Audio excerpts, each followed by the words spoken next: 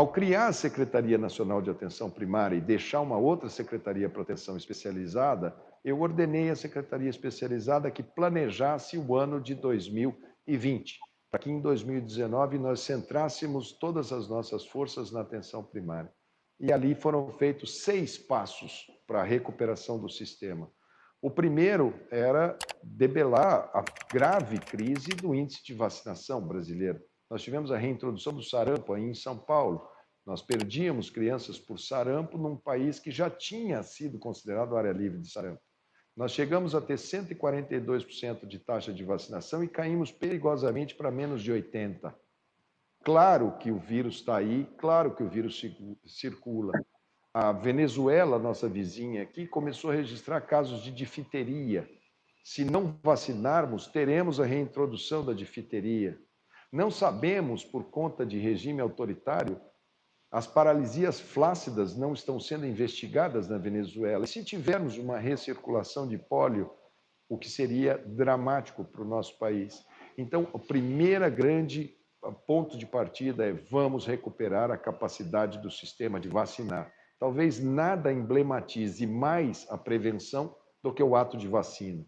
E aí você encontra o movimento anti-vacina, você encontra discussões aleatórias, um calendário difícil, dosagem que não é fracionada, mas colocamos claramente o sarampo como a nossa pauta de enfrentamento, e para fazer isso nós aumentamos, melhoramos os quadros técnicos da vigilância. Eu chamei o Wanderson, que todo mundo conheceu por conta da epidemia, que é um enfermeiro, que é uma das pessoas que tem maior conhecimento de vigilância epidemiológica do Brasil e um dos maiores do mundo.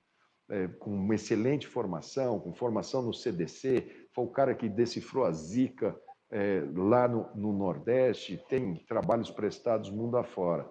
Então, ali, a vigilância passou a ser, eu quero a tábua das doenças para nós pautarmos a atenção e medirmos a eficácia dessa política. Então, o passo seguinte foram ações na atenção primária para aumentar o acesso. O primeiro deles foi um programa chamado Saúde na Hora, onde a gente colocou critérios para que, em vez de ficar com aquelas pequenas unidades com uma equipe de saúde da família, nós fizéssemos unidades mais robustas, mas que ficassem abertas das 7 da manhã às 10 da noite, porque as mulheres reclamavam que ela saía de casa para trabalhar, o posto estava fechado, na hora do almoço estava fechado, depois das 17 horas estava fechado, a classe trabalhadora estava fora do sistema. Então, essa expansão de horário ela foi muito importante e isso aumentou muito o financiamento para as cidades fazerem essa transformação.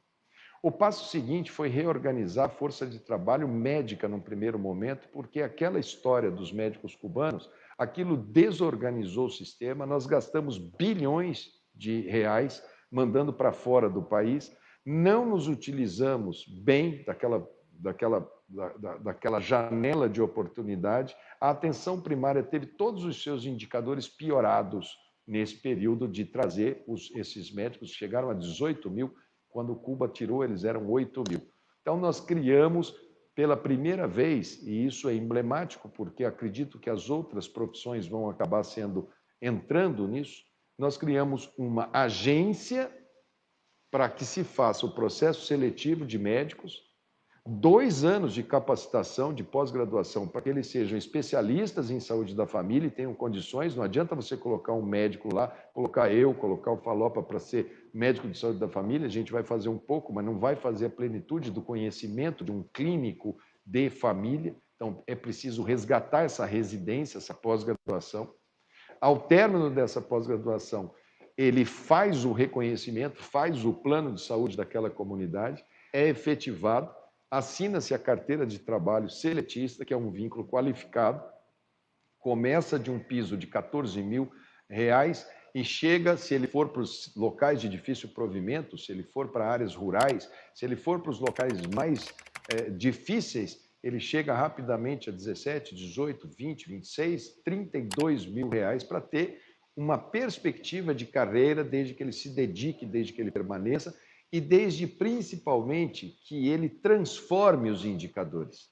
Se ele tem uma mortalidade infantil aumentada, ele tem os instrumentos para diminuir. Ele precisa aumentar o tempo de amamentação, ele precisa aumentar o cuidado, ele precisa aumentar o cuidado da primeira dentição, ele precisa observar a questão de afecções reumáticas que ainda são muito comuns nesse Brasil afora. Então, o desafio era dar primeiro o padrão mínimo, mas com qualidade.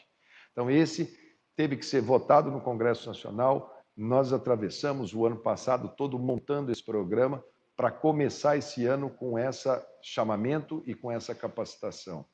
O quarto pilar era: vamos pagar a atenção primária. Tudo bem que a gente pague por per capita, mas vamos colocar valores diferenciados para que as cidades alcancem. O ano passado, eu submeti a cidade de São Paulo ao estresse de certificar ou não quanto ao término da transmissão vertical mãe-filho do HIV.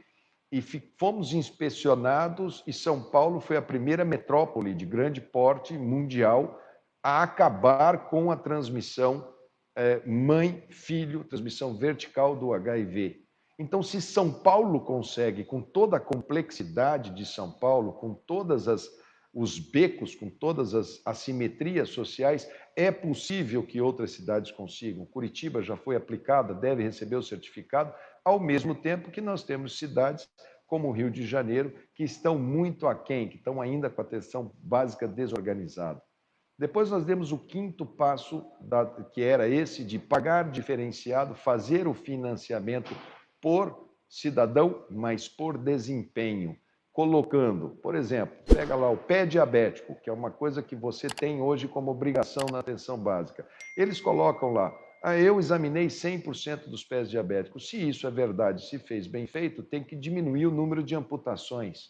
Então você tem como auditar o que escapa da atenção básica e que vai para a especializada, para que não chegue na especializada. Eu tive o desprazer na minha vida de ver obstrução intestinal sendo operada de emergência por bolo de Ascaris, por falta de um vermífugo que não custa R$1, R$2 e que precisa ser usado de tempos em tempos. Esse tipo de situação é que a cidade tem que saber que isso não cabe mais num sistema que está chegando e investindo em atenção primária. O sexto e último passo seria a transformação dos agentes comunitários, e isso foi muito construído com o Conselho Federal de Enfermagem, de Fisioterapia, de Medicina, mas dar para eles algumas ferramentas para que aquela visita possa ter alguma interação. Um agente comunitário hoje não pode aferir uma pressão arterial numa residência porque ele não é habilitado para.